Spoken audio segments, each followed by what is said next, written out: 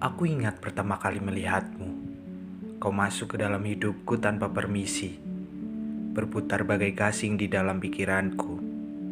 Entah kau milik siapa, hatiku keras kepala. Ceritakanlah tentang harimu.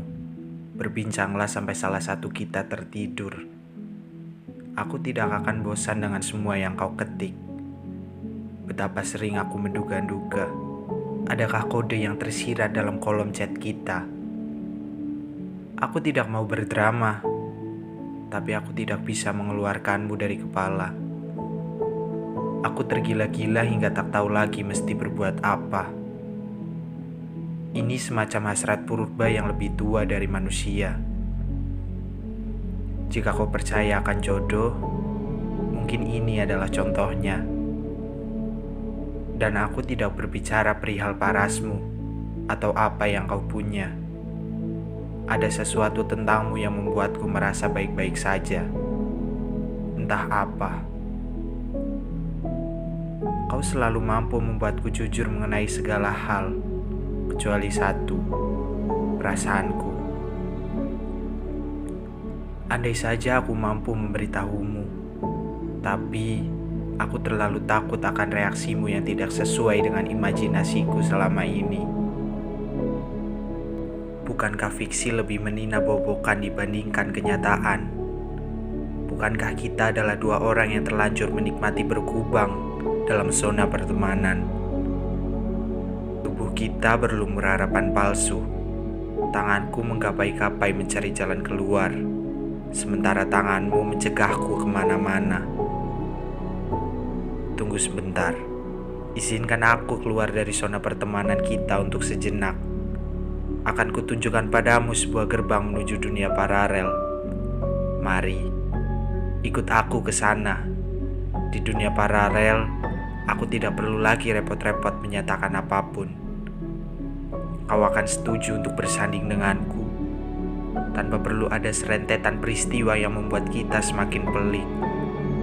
Aku akan menjadi bumi untuk mentarimu, lirik untuk lagumu, hujan untuk bungamu. Di dunia paralel, keadaannya akan jauh berbeda walau begitu.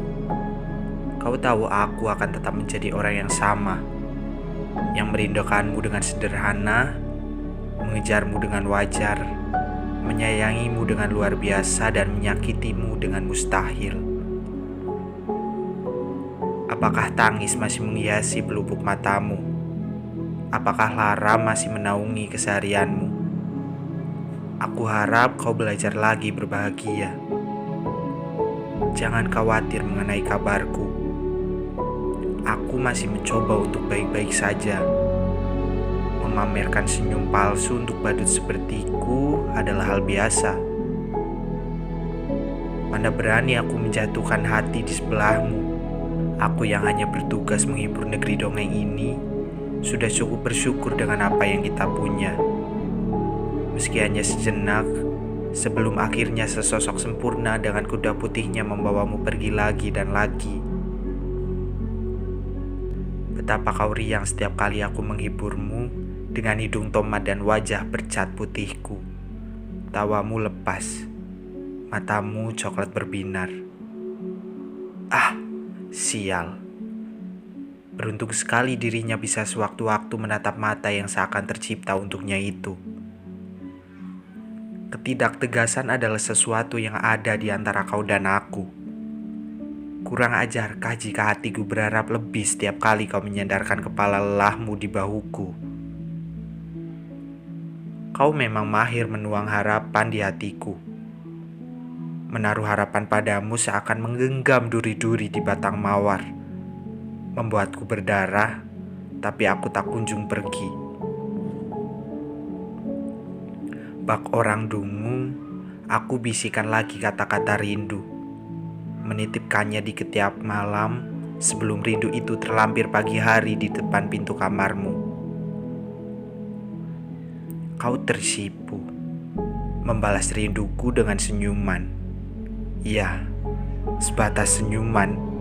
Aku tidak pernah tahu di mana sebenar-benarnya perasaanmu bermukim. Menyayangimu adalah soal keikhlasan. bukan keikhlasan untuk terus-menerus diberi harapan semu, melainkan keikhlasan untuk menyadari bahwa memang seharusnya kau berhak bahagia. Urusan apakah aku yang membuatmu bahagia atau bukan, itu tak jadi soal. Aku harap hari ini kau baik-baik saja. Aku harap kau mengerti arti diamku. Jangan risau. Aku sudah dan akan selalu bisa berpura-pura tersenyum. Tugasku menghibur dunia, tidak kurang dan tidak lebih. Aku hanya sedikit kecewa.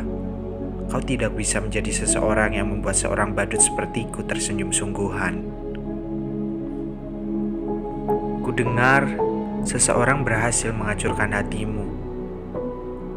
Hampir saja aku yang terbiasa bertepuk sebelah tangan ini bertepuk tangan sambil memuji-muji karma. Tapi mana mungkin aku tega melihatmu berduka. Orang bodoh macam apa yang membiarkanmu terluka? Kau yang ku yakin tercipta saat Tuhan sedang gembira, sebenar-benarnya pantas mendapatkan yang terbaik. Atau jika tidak, izinkanlah aku mencoba memberikan yang terbaik. Kau menangis deras. Katamu, ia pergi meninggalkanmu kedinginan di ujung bumi. Bahkan di saat seperti ini, kau masih berusaha tegar. Kita sama.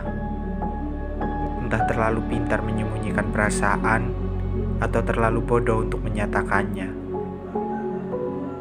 Sudahlah, sesekali tak apa menjadi manusia biasa. Wajar untuk terluka, untuk membutuhkan tempat bersandar, untuk tidak baik-baik saja. Bahkan orang terkuat di muka bumi pernah berkabung. Sembuh itu butuh waktu, bukan paksaan. Saat semua tidak berjalan semestinya, kita bisa mengangkat tangan untuk menyerah atau mengangkat tangan untuk berdoa. Ku harap kau memilih yang kedua. Ayolah, hentikan isakanmu. Apa harus memprioritaskan orang yang hanya menjadikanmu pilihan? Kau bukan pilihan ganda. Dia bukan jawaban. Dan hidup kalian bukan kertas ujian. Bukan rezeki dia, tetapi rezekimu untuk kelak dapat seseorang yang bisa memprioritaskanmu. Yang tidak punya hati jangan dimasukkan dalam hati. Yang tidak punya perasaan jangan dibawa perasaan. Yang main-main tidak perlu dianggap serius. Kalau kau sedang rapuh, simpan sejenak hatimu. Biarkan proses dalam waktu menyembuhkan. Perasaan memang tidak bisa diburu-buru, tapi juga jangan berlama-lama meratapi seseorang yang tidak bisa menghargaimu. Dekatkan dirimu pada orang-orang yang membuatmu bahagia. Merekalah yang harus kau jaga. Yang lainnya hanya menumpang lewat. Jadi, sebelum menoleh lagi ke belakang, pastikan kau lihat seseorang yang menantimu di depan. Mengenang masa lalu bukan berarti harus mengulang. Kalau dia tidak bisa menghargai kesempatan baik yang kau beri dirimu sendiri kesempatan untuk mendapatkan kisah yang lebih baik. Karena yang benar-benar peduli akan menghentikan air matamu jatuh, bukan membuat air matamu jatuh. Ketahuilah, beberapa tangan melepaskan genggamannya saat hidupmu bertambah sulit, agar tanganmu kosong dan bisa digenggam oleh seseorang yang takkan pernah melepaskanmu. Aku selalu menganggap rela menunggu seseorang itu tidak berarti bodoh. Itu hanya berarti teguh pendirian. Karena sekuat apapun kita menyangkal sesuatu yang dikatakan oleh hati, sekuat itu pula hati akan berusaha mendesak. Mungkin karena itulah aku tidak bisa meninggalkanmu sendirian. Meski dengan biadabnya kau bertingkah seolah aku adalah buku harian yang cuma kau isi dengan keluh kesahmu, tanpa perlu kau tanyakan bagaimana perasaanku. Kemudian Kau mencari penghilang rasa sakit untuk meredakan hari-harimu yang suram. Aku pun dengan sukarela menjadi pemeran pengganti untuk meredakan malam-malammu yang muram. Aku yang mendengarkanmu hingga jam 1 pagi adalah aku yang kau nafikan lagi dan lagi. Kau yang masih tenggelam dalam kenangan adalah apa yang ingin aku selamatkan. Celakanya, aku malah ikut terbenam dalam skenario yang kau ciptakan, dan kita menjadi terbiasa untuk pura-pura tertawa. Padahal kau dan aku tahu, aku mendambakanmu yang mendambakannya. Sampai kapan kita harus begini? Sampai nyaliku terkumpul untuk kau empaskan? Atau sampai kau terbang lagi menuju pelukan yang lainnya? Ternyata menjadi juara kedua itu sama saja dengan berpacaran dengan seseorang yang tidak pernah ada secara nyata. Kalau kau benar-benar menyayangiku, kau takkan menjadikanku juara kedua dari sejak awal. Menyebalkan. Aku ingin kau rindukan. Aku ingin kau kejar. Aku ingin kau buatkan puisi. Lalu aku akan bertingkah tak peduli, agar kau tahu rasanya jadi aku.